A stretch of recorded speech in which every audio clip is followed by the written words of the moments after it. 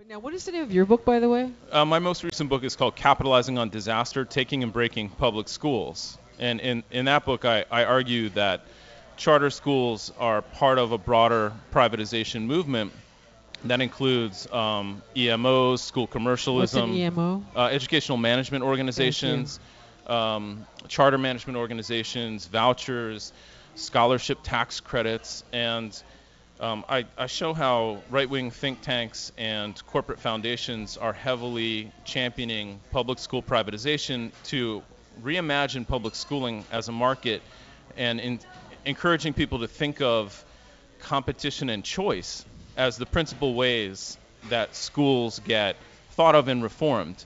And if you actually remember back to the presidential debates, both candidates talked about in the debates, they both talked about how we should encourage competition and choice, and that this is Well, right. That's where I was. My so next question was going to be. It seems to me that didn't President Obama just first he appointed Arnie Duncan as the head of education, and didn't he also just support the whole idea of charter schools? I mean, I thought he was pro charter schools. he is. Yeah. Yeah, and So so is Duncan. So well, I knew Duncan, uh, but I mean, I thought Obama just very recently came out and reaffirmed that. yeah, I mean, this is not just a Republican Party thing. It's something that a lot of people refer to as neoliberal ideology. In other words, it's part of this the idealization of business, the idealization of business competition and choice as applied to the public sector, expanded from not just the private sector, not just business,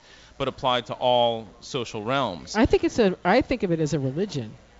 You could call it market fundamentalism. That would be Okay. another way to talk about it. But I mean, the financial crisis really suggests that the twin pillars of this ideology are falling apart, and those would be privatization and deregulation.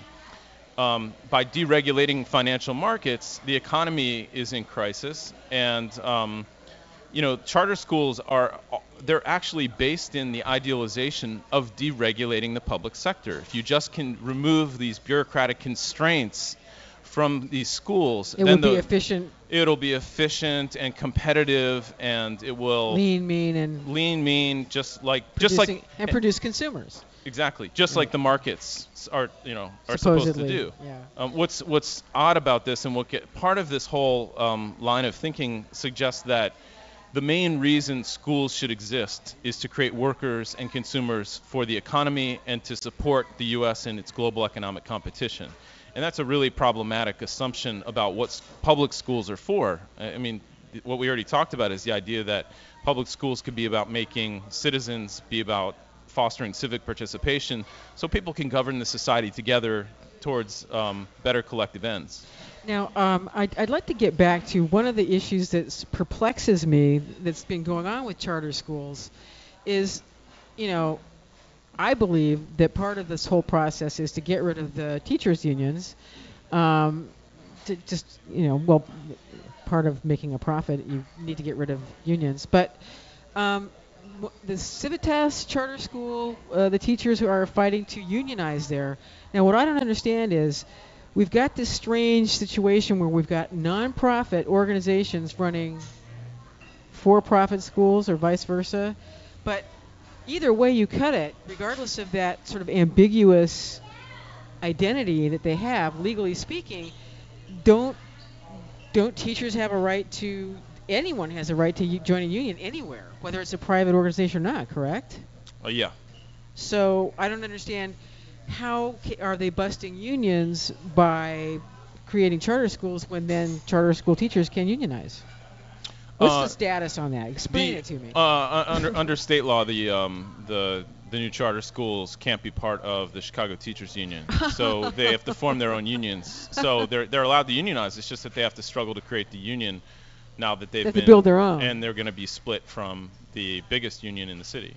So less It, power. Less power. It's an obstacle, and so far uh, there have been no successes in organizing charter schools. So But yeah. but I know that this, at least this one charter school anyway, is they're trying to join unions, and now in your article, I think you said that the charter school parent organization is sort of just they're trying to slow down the process by claiming to be both nonprofit and for-profit. Is that right? That's right. Can you are they just using this to create a legal sort of tangle to slow it down, or just to make it impossible to do? They've been attempting to slow it down, and so they know it's inevitable. Ideally, they don't want it. I don't know if they know it's inevitable. I mean, they don't want them. They don't want unions for a couple reasons. One is they want to retain total control, and they don't want teachers to have any say in things like work hours and pay and things that actually determine the quality of teacher work, which are going to inform how well teachers do as teachers. Well, enough said. Well, there was also something that was brought up, I think, about sort of like treating it, as you say, more along charter schools, more along also in public schools. There has been talk about introducing bonuses, sort of like treating it more like a meritocracy and also more like a business. In other words, you produce, you perform, you get a bonus. Now, what's wrong with that idea? Well, it relates to what we talked about with market fundamentalism. I think that was your term. Okay. But the idea would be that if you can incentivize teachers, then they'll work harder and then they'll raise test scores. Is that a bad idea? It is a bad idea because, first of all, it misunderstands what teachers are teaching for. Very few teachers are out there, especially the teachers who I'm teaching. They're not out there to get rich. They're out there because they love teaching, because they care about kids, and the idea that paying them more. One of the things it misses is the fact that there is already a system in place for distributing teachers across schools and school districts, and it results in the unequal distribution of prepared teachers. So, I mean, one of the things that these little remedies miss is that there are much bigger entrenched problems, right, such as the fact that we've got radically unequal school funding. We've got like what? I've never understood that. $5,800 to versus $24,000 if you look at what's going on in Chicago versus the north suburbs. We've got. But see, there's a simple solution to that, which I don't understand. It's like, why can't you just take one tax from everybody and then just distribute the funds equally to all the schools? I don't understand why we don't do that. That's a good question for President Obama and Arnie Duncan. Then everybody would get the same resources, the schools would. The question is, why does business love these business-style school reforms that don't address the fundamental issues like segregation? Well, why do they? Like radically unequal? Because it would cost people with the most resources more than... Well, they would send all their kids to private school. That's what they would do. Yeah, they could opt out of the public system by treating it like a market. And I think that the idea is that should be expanded to everyone. And it's not going to be to everyone's benefit. It's going to be to the benefit of the people at the top.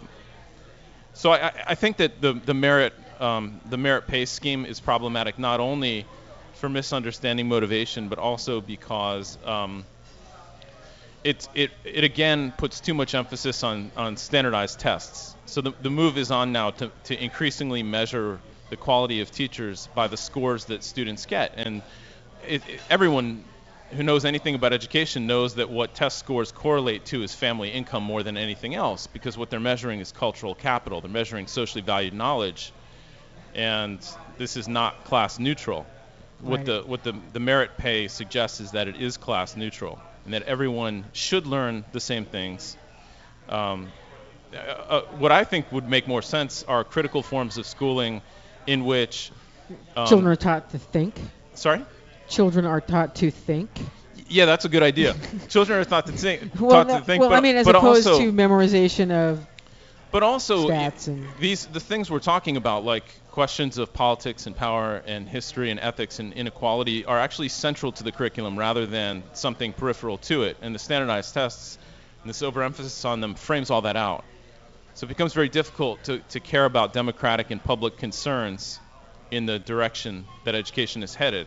In fact, I think even in terms of what business wants, which is to make a prepared educated workforce, consumer, and especially consumers, I don't think that this kind of education is actually effective for that. I think it's actually counterproductive. I think it's going to make docile, unthinking people. Well, I would love to have you on again. You're listening to WLUW 88.7, and this is Live from the Heartland. We've been talking to Professor Kenneth Saltman from DePaul University's Department of Educational Studies.